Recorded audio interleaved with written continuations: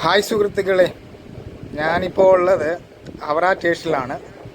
ഇവിടുന്ന് നേപ്പാളിലേക്ക് പോകാനായിട്ടാണ് ഞാൻ വന്നിരിക്കുന്നത്. അപ്പോൾ ഒത്തിരി നാളിന് ശേഷമാണ് ഒരു വീഡിയോ ചെയ്യുന്നത്. അപ്പോൾ നമ്മുടെ ട്രെയിൻ വന്നിരിക്കുകയാണ്. മിഥില എക്സ്പ്രസ്സിലാണ് നമ്മൾ പോകുന്നത്. ഇവിടുന്ന് ഹവറയിൽ നിന്ന് കയറി ബീഹാർ ബോർഡിൽ റെക്സോൾ എന്ന് പറയുന്ന സ്ഥലത്തോട്ടാണ് നമ്മൾ യാത്ര ചെയ്യുന്നത്.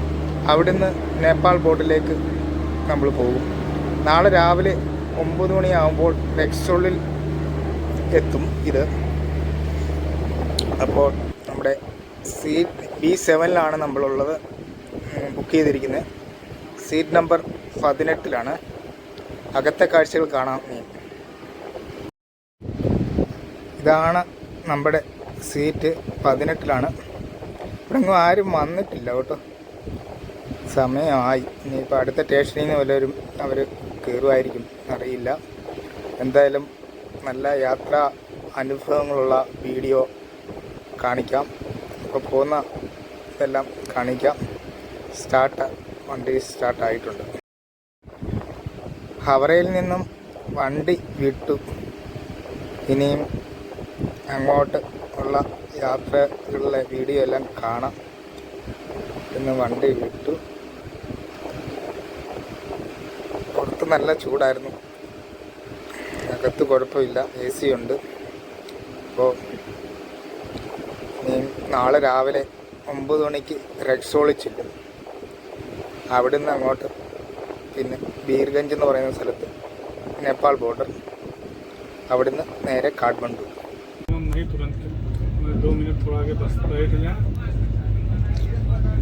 वेट कर ही रहे होते ना.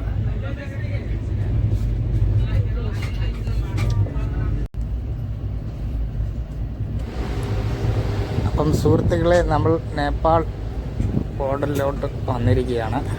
അതായത് ബീഹാർ ബോർഡിൻ്റെ റെക്സോളിലോട്ട് എത്താറായി. ഇവിടുന്ന് ഒരു 10 മിനിറ്റ് ഇവിടെ ഉണ്ടാകും, അത്രയേ ഉള്ളൂ. അപ്പോൾ നേരെ നമുക്ക് ഇനി കാഠ്മണ്ഡുവിലെ വീഡിയോ കാണാം. ഇവിടുന്ന് പുറത്തിറങ്ങിയിട്ട് ബോർഡറൊക്കെ കടക്കണം.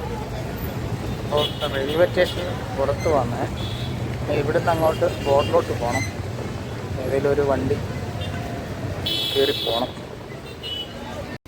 അപ്പം നമ്മൾ ബോർഡർ കടന്ന് ഇവിടെ നേപ്പാളിലെ ബീർഗഞ്ചിലെത്തി. ഈ കാണുന്ന വണ്ടിയിലാണ് നമ്മൾ പോകുന്നത് കേട്ടോ. കാഠ്മണ്ഡുവിലോട്ടുള്ള യാത്ര ഈ വണ്ടിയിലായിരിക്കും. രാഘവൊക്കെ ഉണ്ടോ. 11 സീറ്റാണ്. 11 പേർക്ക് ഇരിക്കാം, പ്ലസ് ഡ്രൈവർ 12.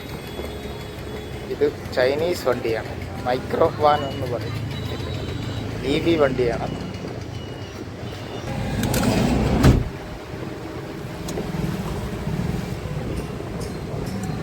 വണ്ടി സ്റ്റാർട്ടായി. ഇവിടുന്ന് കാഠ്മണ്ഡുവിലോട്ടുള്ള യാത്രയാണ്.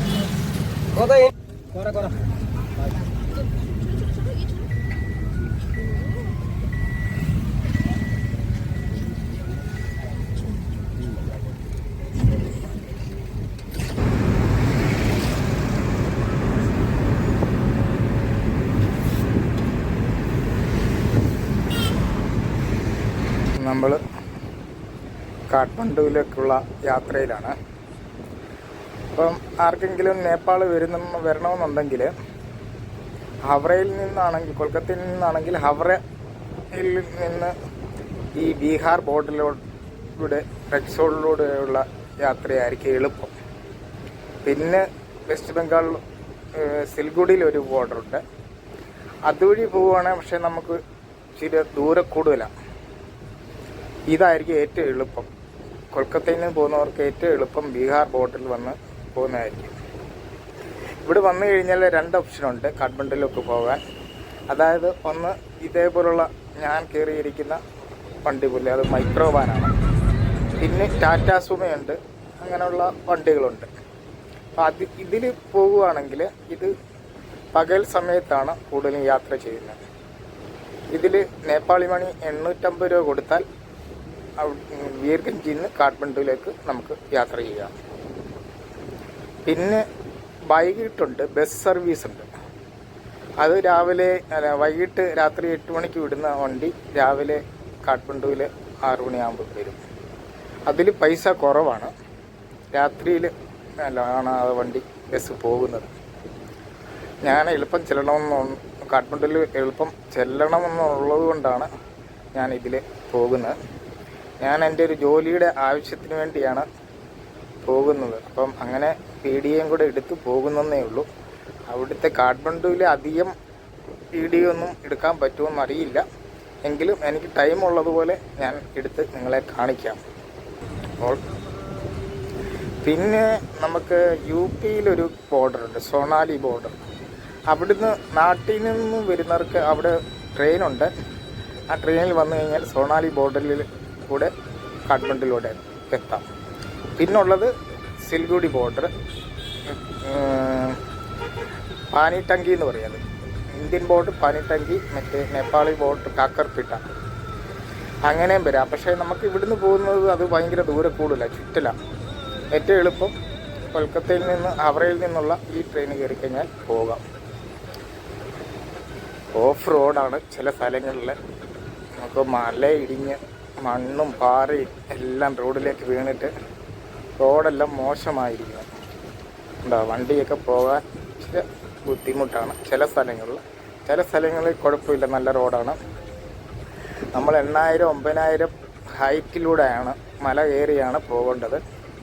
ബസ്സിന് പോവുകയാണെങ്കിൽ ഈ വഴി കൂടെ ആയിരിക്കില്ല, അത് താഴെ കൂടെ 2 ലൈനാണുള്ളത്. ഒന്ന് മല മുകളിൽ കൂടെയാണ് ഈ വണ്ടികളൊക്കെ പോകുന്നത്, പകല് പോകുന്ന വണ്ടിയെല്ലാം.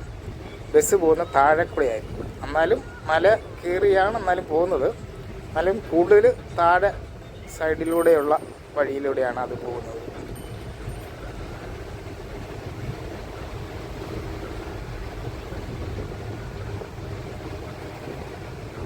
കാഠ്മണ്ഡുവിൽ നമ്മളെ ഒരു 5 മണി 5:30 കൂടി എത്തും. ഇവിടെ നിന്ന് നമ്മൾ തിരിച്ചത് 11:30 12 മണി 12 മണിയായി. ഒരു 4:30 5 മണി 5 മണിക്കൂറാണ് കാഠ്മണ്ഡുവിലെത്താൻ സമയം പറയുന്നത്.